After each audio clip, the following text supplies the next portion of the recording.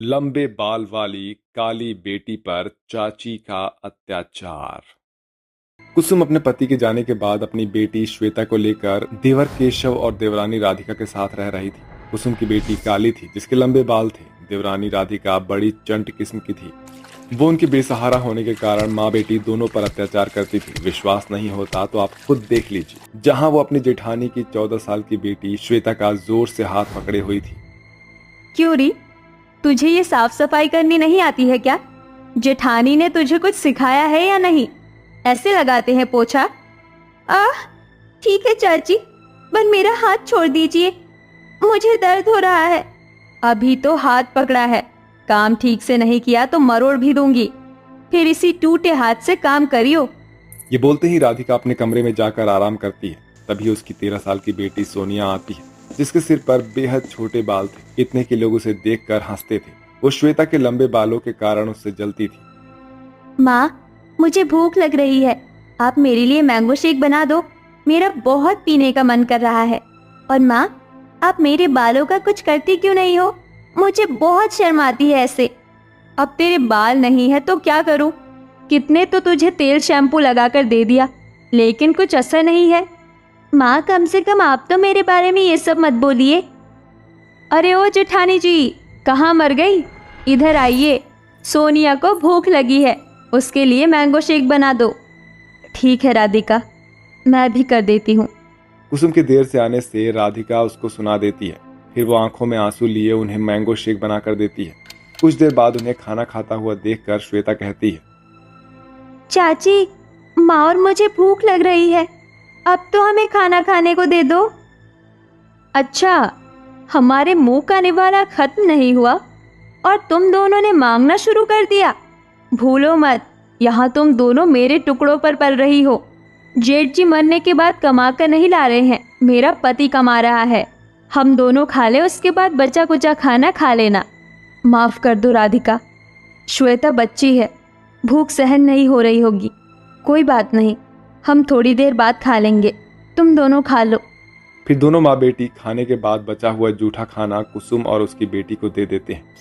अगले दिन जब श्वेता नहा कर आती है तो उसके लंबे लंबे बाल बेहद चमक रहे होते हैं, जिसे देखकर सोनिया राधिका से कहती है, माँ, मुझे उसके लंबे बाल नहीं देखे जाते, कुछ करो ना। स्कूल में सब लड़कियां मेरा मजाक उड़ाती हैं। स्कार्फ सिर पर बांधू तो हवा में उड़ा देती है। जलन होती है माँ उसके लंबे बाल देखकर। जलन तो बेटा मुझे भी होती है, इतनी काली कलूटी है, लेकिन लंबे बाल के कारण उसका चेहरा चमक जाता है। और एक तू, गोरी होने के बाद भी इतनी टकली हो गई है। खैर, मैं किसी डॉक्टर से तेरी बात करती हूँ। ये बोलकर राधिका अपनी बेटी को एक डॉक्टर के पास ले आती है, जहाँ डॉक्टर उन्हें 5,000 रुपए के हेयर प्रोडक्ट और दवाई देता है। लेकिन उसके यूज करने से सोनिया के रहे सहे छोटे बाल भी उजड़ जाते हैं। खुद को आईने में टकली देखकर वो जोर जोर से चिल्लाती है, माँ जल्दी आइए, देखो ना ये क्या हो गया। अरे क्या हुआ, क्यों इतना चिल्ला रही है? हे भगवान, ये क्या हो गया? तू पूरी टकली हो गई। माँ, मेरे रहे से बाल भी चले गए, अब मैं क्या करूं? लगता है मैं हमेशा जिंदगी भर ऐसी ही रहूंगी। चुप हो जा मेरी बेटी, मेरे पास एक आइडिया है। मैं तुझे एक नकली विग लगाकर दूंगी, अब तो वही लगाना हमेशा। आवाज सुनकर कुसुम और श्वेता भी आ जाते हैं। क्या हुआ राधिका, क्या हुआ सोनिया बेटा, तुम रो क्यों रही हो? रोएगी नहीं तो क्या करेगी मेरी बच्ची? जरा देखना, टकली हो गई है वो। मुझे तो लगता है ये सब श्वेता कर रही है, क्योंकि वो मेरी बेटी के गोरी रंगत से जलती है, इसीलिए सोनिया के शैम्पू वगैरह में कुछ मिलाकर उसको टकली कर दिया। नहीं चाची, आप ऐसा मत बोलिए, मैं अपनी बहन के साथ भला ऐसा क्यों करूंगी? हाँ राधिका, श्वेता ऐसा नहीं कर सकती। ये सुनकर राधिका कुसुम को बहुत सुनाती है और उन दोनों माँ बेटी से घर का बहुत सारा काम करवाती है। इतना ही नहीं, वो श्वेता पर हाथ भी उठाया करती थी, उससे खाना बनवाया करती थी। वक्त गुजरने के साथ दोनों बेटियां 21-22 साल की हो जाती हैं, जहां उनके शादी के रिश्ते आने शुरू हो जाते हैं। विग लगाने के बाद भी राधिका अपनी बेटी के लिए अच्छा खासा रिश्ता नहीं ढूंढ पाती है। कुछ रिश्ते आते थे, लेकिन उनके सामने सोनिया की विग गिर जाती थी, जिससे रिश्ता कभी भी जुड़ नहीं पाता था। तो कभी लड़के वाले काली श्वेता को देखकर लड़की पसंद कर लिया करते थे, क्योंकि उसके बाल बहुत लंबे थे। इन सब से जूझते हुए राधिका अपनी बेटी को चुप कराते हुए कहती है, बस बस बेटा, चुप हो जा, मत रो। मैं तेरी शादी करा कर ही रहूंगी। इतनी गोरी सूरत होने के बाद भी मेरा रिश्ता कहीं नहीं होगा, क्योंकि मैं गंजी हूँ। मेरी नकली बालों की वजह से भी कोई शादी नहीं करना चाहता है। ये सब उस श्वेता की वजह से हो रहा है। अब मैं उसके लंबे बालों को काट दूंगी। ठीक बोला तूने, अब उसके लंबे बाल काट कर ही रहेंगे। दोनों चालाक माँ बेटी प्लान बनाकर श्वेता के बालों को काटने की कोशिश करती हैं। श्वेता रसोई में खाना बना रही थी। बहुत बनती है ना श्वेता तू खुद को, गए तेरे लंबे बाल अब। ऐसा बोलकर सोनिया बाल काटने जाती है कि तभी श्वेता पलटती है। सोनिया, मैंने तेरे लिए पनीर का पराठा बनाया, खा ले। दोपहर का वक्त हो गया ना। ओ नो, ये तो बच गई, वरना अब तक मैं बाल काट देती। ठीक है बहन, मैं खा लेती हूँ। खाना खाने के बाद सोनिया बेटी मेरे पास आ जाना, मैं तुम्हारे सर में तेल डालूंगी। मैंने आंवले का तेल बनाया है, क्या पता तुम्हारे बाल बढ़ जाए। ठीक है ताई जी। माँ बेटी दोनों गजब की एक्टर है, दोनों ने जीना हराम कर रखा है। ये बोलने के बाद सोनिया खाना खाती है और कुसुम उसके सिर पर चंपी करती है। अच्छा राधिका, मुझे कुछ पैसों की जरूरत थी तो दे देती। मुझे श्वेता का सूट लाना है, उसके सूट फट गए हैं। हाँ तो पैसे बर्बाद करने की जरूरत नहीं है, सोनिया के पुराने कपड़े पहन लेगी तुम्हारी काली बेटी श्वेता। ठीक है। कुछ देर बाद राधिका कैंची लेकर श्वेता के बाल काटने जा रही थी, जहां वो पढ़ाई कर रही थी। इतने में केशव आता है। अरे राधिका, तुम यहाँ क्या कर रही हो? मैं तुम्हें ढूंढ रहा हूँ। देखो, मैं तुम्हारे लिए नई साड़ी लाया हूँ। अच्छा, अभी आती हूँ मैं। ओह गॉड, इनको भी अभी आना था। इतने में तो काली कलूटी के बाल कट जाते। तभी राधिका केशव के पास चली जाती है। हफ्ता गुजर गया। माँ बेटी दोनों श्वेता के बाल काटने की ताक में थी, लेकिन हमेशा श्वेता बच जाती थी। एक रात छुपकर दोनों कमरे में जाती हैं। सोनिया बेटा, यही सही मौका है, काट दे इस कलूटी के लंबे बाल। हाँ माँ, आप चिंता मत करो। जैसे ही दोनों बाल काटती है, कुसुम को पता चल जाता है और वो कमरे की लाइट जला देती है। तुम यहाँ, तुम दोनों के हाथ में कैंची है, इसका मतलब तुम दोनों मेरी बेटी के लंबे बाल काटने आई थी, है ना? हाँ, हम काटने आए थे और काट के रहेंगे। चल सोनिया, काट, मैंने पकड़ लिया इसको। तभी राधिका सोनिया श्वेता के बाल काटने की कोशिश करते हैं। फिर कुसुम उनका हाथ पकड़ लेती है। शोर से केशव भी वहां आ जाता है।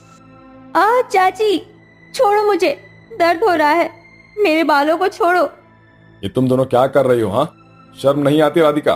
श्वेता तुम्हारी बेटी की तरह है। कैसी बेटी? मेरी बेटी बस सोनिया है। राधिका, तुमने बहुत गलत किया है मेरी बेटी के साथ। बचपन से तुमने मेरी बेटी पर अत्याचार किया और मुझ पर भी। मैंने कुछ नहीं बोला, लेकिन आज हद कर दी, उसके बालों को काटने लगी तुम। अरे मैंने तुम्हारी बेटी को अपना समझा, उसकी फिक्र की, घर का सारा काम किया, स्कूल से लेकर आती थी, अपने हाथ से खाना खिलाया है, पाला है, लेकिन तुमने मेरी बेटी के साथ ये करने की कोशिश की। शर्म आती है मुझे। अगर हम तुम्हारे टुकड़ों पर पल रहे हैं तो इससे अच्छा है मैं अपनी बेटी को आज ही लेकर चली जाऊं, क्योंकि यहाँ तो मैं पैसों की मोहताज हो गई हूँ। कम से कम कहीं काम करूंगी तो पैसे तो मिलेंगे। चल बेटा। कुसुम की बात सुनकर राधिका और सोनिया को अपनी गलती का पछतावा होता है। माफ कर दो दीदी, मैंने तुम्हारी बेटी के साथ इतना सब किया, लेकिन मुझे एहसास हो गया है मैं ऐसा कभी नहीं करूंगी। बस आप इस घर को छोड़कर मत जाओ। हाँ ताई जी, मत जाइए। अगर आप दिल से माफी मांग रही है तो हम रहने के लिए तैयार हैं। भाभी, अब से आपको कोई तकलीफ नहीं होने दूंगा मैं। कोई नहीं देवर जी। इसके बाद राधिका जेठानी की काली बेटी को अपने गले से लगा लेती है। फिर कुसुम रोज सोनिया के बालों की चंपी किया करती है, जिससे उसके भी बाल थोड़े थोड़े आने लगते हैं और सभी लोग खुशी खुशी रहने लगते हैं। पायल नाम की एक काली सांवली लड़की तेजी से ट्रेन की पटरी पर भागे जा रही थी और उसकी माँ कोमल, जिसका रंग पायल की तरह काला था, वो चिल्लाते हुए अपनी बेटी के पीछे भाग रही थी। पायल, रुक जा बेटी, सामने से ट्रेन आ रही है, रुक जा पायल। कोमल जिस पटरी पर भाग रही थी उसी पटरी पर सामने से एक तेज रफ्तार में ट्रेन आ रही थी। पायल, हट जा बेटी, सामने से ट्रेन आ रही है, पायल। कोमल चीखती रही, चिल्लाती रही। पर उसकी बेटी पटरी से नहीं हट रही थी। वो तेजी से उस ट्रेन की ओर भागे जा रही थी। क्या पायल खुद खुशी करने जा रही थी या कोई और वजह थी? आखिर क्यों भाग रही है पायल उस पटरी पर? तो इस बात को जानने के लिए हम चलते हैं इस कहानी के पिछले मोड़ पर। कोमल नाम की एक काली सांवली लड़की की शादी अजीत नाम के एक अमीर लड़के से हो जाती है। शादी के बाद कोमल अपने ससुराल चली आती है। कोमल के ससुराल में उसकी सास सुजाता और जेठ जेठानी अनीता और आलोक थे। अनीता बहुत ही गोरी और खूबसूरत थी और अमीर परिवार की बेटी थी, और कोमल काली सांवली एक गरीब परिवार से थी। एक दिन बाद, अजीत, पूरी दुनिया में तुझे यही एक काली लड़की मिली थी शादी करने के लिए? माँ, इंसान का रंग रूप कोई मायने नहीं रखता है, बस उसका दिल साफ और अच्छे संस्कार होने चाहिए, जैसे कोमल के अंदर हैं। इतने अच्छे अच्छे खूबसूरत लड़कियों के रिश्ते आ रहे थे तुझे, और तूने इस गरीब काली लड़की से शादी कर ली। तभी सुजाता का बड़ा बेटा आलोक रोते रोते घर आता है। आलोक, क्या हुआ? आलोक, आप ऐसे रो क्यों रहे हो? क्या हुआ आलोक बेटा? माँ, अनीता, हम बर्बाद हो गए। हमारी कंपनी में आग लग गई और सारी कंपनी जलकर राख हो गई। ये बात सुनकर सबके होश उड़ जाते हैं। ये क्या बोल रहे हो आप? ऐसे कैसे आग लग गई? पता नहीं अनीता कैसे लगी। माँ, अब कैसे चलेगा हमारा घर? इसी कंपनी के सारे ही हम सब अपना पेट भरते थे, अब अपना गुजारा कैसे होगा माँ? ये सब क्या हो गया? पहले इस अजीत ने ऐसी काली लड़की से शादी कर ली और अब इतना बड़ा नुकसान हो गया हमारा। देख अजीत, अपनी आंखों से देख, ये कलौटी कोमल ने जैसे ही अपने मनहूस कदम इस घर में रखे, इसके आते ही इस घर में इतनी बड़ी बर्बादी आ गई। ये एक पनौती है अजीत, ये हमें बर्बाद करके रख देगी। ये क्या बोल रहे हो आप? माँ, ये सब एक घटना थी जो घट गई, इसमें कोमल का क्या कसूर? इस मनहूस कोमल के आने से ही ये सब हुआ है। ये काली गलोटी कोमल इस घर में बर्बादी बनकर आई है। सुजाता और अनीता कोमल को खूब खरी खोटी सुनाते हैं। ये सब सुनकर कोमल बहुत रोने लगती है। जैसे तैसे एक दिन बीत जाता है। कोमल रसोई में चाय बना रही थी और अनीता अब तक कमरे में सोई हुई थी। तभी सुजाता वहां आती है। सुनो ए कोमल, जल्दी से पूरे घर की अच्छे से सफाई कर, उसके बाद सबके गंदे कपड़े धो और सबके लिए खाना भी बना, समझी ना? जी माँ जी। कोमल घर की सफाई करती है और फिर खाना बनाने लगती है। इन सब में दोपहर हो जाती है। तभी अनीता नींद से जागकर कमरे से बाहर आती है। कहाँ मर गई हो कल्लो कलौटी कोमल? मेरे लिए चाय ले आओ जल्दी। अनीता बहू, घर में इतने सारे काम हैं और तुम अब तक सो रही थी। माँ जी, मेरी वो काली देवरानी कर रही है ना काम, और क्या करवा रहे हैं फिर मुझसे? अनीता बहू, वो दिन और थे जब तुम होटल से खाना मंगा लिया करती थी, काम के लिए घर में नौकर रख लेती थी। अब ये सब नहीं होने वाला इस घर में। अब से तुम दोनों बहुओं को मिलकर ही इस घर का सारा काम करना है। मुझे नहीं आता घर का काम, मैं नहीं करने वाली। अरे कहाँ मर गई कोमल? चाय ले आना जल्दी, मुझे अपने मायके जाने के लिए देर हो रही है। कोमल तुरंत अनीता के लिए चाय ले आती है। चाय पीने के बाद अनीता अपने मायके चली जाती है और कोमल बेचारी अकेले ही घर का सारा काम करने लगती है। इधर अजीत आलोक दोनों मिलकर एक कंपनी में काम करना शुरू कर देते हैं। उसके बाद घर में केवल कोमल ही अकेले काम करने लगी और अनीता बस सारा दिन बाहर घूमने लगी। कुछ महीने ऐसे ही बीत गए। कोमल अब गर्भवती थी। उसकी प्रेगनेंसी का 9वां महीना चल रहा था। कोमल की ऐसी हालत होने पर अनीता फिर भी घर का काम नहीं करती थी। एक दिन घर में सब चाय पी रहे थे। अनीता बहू, अब तो घर के काम पे ध्यान दे। आखिर कब तक तू रोज रोज ऐसे ही अपने मायके के चक्कर लगाती रहेगी? अब तेरे बराबर कोमल भी तो है ना इस घर में। देख, इस समय वो गर्भवती है, फिर भी अकेले ही पूरे घर का काम कर रही है। अब दोबारा अगर किसी ने मुझे काम करने को कहा तो मैं हमेशा के लिए अपने मायके चली जाऊंगी। और फिर मेरे पिताजी आप सबका क्या हाल करेंगे ये तो आप जानते ही हो। अनीता का पिता उस शहर का सबसे अमीर आदमी था। अनीता हर बार अपने ससुराल वालों को अपने माता पिता की अमीरी का रौब झाड़ती है। देखते ही देखते कुछ दिन बीत जाते हैं। अचानक एक दिन कोमल को लेबर पेन होना शुरू हो जाता है। उस समय घर में केवल सुजाता ही थी। तभी सुजाता जैसे तैसे कोमल को हॉस्पिटल ले आती है, जहां कोमल एक लड़की को जन्म देती है जिसका रंग कोमल की तरह ही काला था। कोमल, तेरी बेटी भी तेरी तरह काली निकली। तूने तो जैसे हमें सताने की कसम खा रखी है। तभी आलोक रोते हुए वहां आता है। माँ, अजीत का एक्सीडेंट हो गया है और इस दुर्घटना में अजीत की मौत हो गई। ये सुनकर सुजाता और कोमल वहीं बेहोश हो जाते हैं। जैसे तैसे सब एक दूसरे को संभालने में लगे थे। 2 दिन बाद इस कलौटी कोमल की बेटी भी इसकी तरह मनहूस निकली। इसके पैदा होते ही मेरा बेटा इस दुनिया से चल बसा। मैं इस कोमल और इसकी काली बेटी को अब एक पल के लिए भी इस घर में नहीं रहने दूंगी। निकल यहाँ से, अपनी बेटी को लेकर मनहूस कोमल, निकल यहाँ से। सुजाता कोमल और उसकी बेटी रिया को धक्के मारकर अपने घर से बाहर निकाल देती है। कोमल अपनी सास से मिन्नतें करने लगी पर सुजाता ने उसकी एक नहीं सुनी। तभी कोमल अपनी बेटी को लेकर रेलवे स्टेशन के बाहर कटे हुए सीमेंट के पाइप में रहने लगती है और रेलवे स्टेशन पर भीख मांगकर अपना गुजारा करने लगती है। 7 साल बाद रिया अब 7 साल की हो चुकी थी। कोमल ने उसी स्टेशन के बाहर अपनी एक छोटी सी दुकान खोल रखी थी जिसमें वो बड़ा पाव कचौड़ी अपने हाथों से बनाती और उन्हें रेलवे स्टेशन पर बेचने लगती। बरसों से भीख मांगकर कोमल ने अपना ये छोटा सा कारोबार शुरू किया था। एक दिन, माँ मैं भी आपके साथ रेलवे स्टेशन पर आ रही हूँ।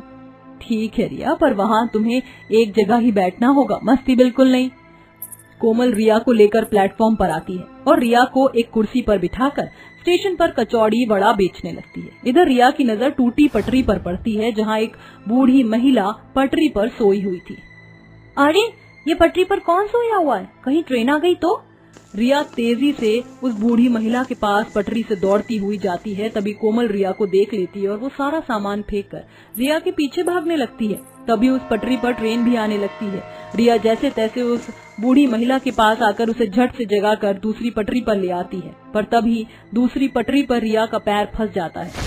वो बूढ़ी महिला और कोई नहीं बल्कि कोमल की सास सुजाता थी। माँ जी आप? कोमल सुजाता को देखकर दंग रह जाती है। तभी उसी पटरी से भी ट्रेन आने लगती है। माँ मेरा पैर फंस गया इस पटरी पर और इस पर तो ट्रेन आ रही है। माँ कोमल, इसका मतलब ये मेरी पोती है, मैं अपनी पोती को कुछ नहीं होने दूंगी। सुजाता तेजी से पटरी पर उस ट्रेन के सामने की ओर भागने लगती है और उस ट्रेन को रुकने का इशारा करती है। इधर कोमल रिया का पैर उस पटरी से निकालने लगती है।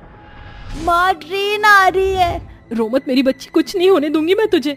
कोमल अपनी पूरी ताकत लगाकर रिया का पैर पटरी से निकालने लगती है। तभी सुजाता जैसे तैसे ट्रेन को रोक देती है और रिया का पैर उस पटरी से निकल जाता है।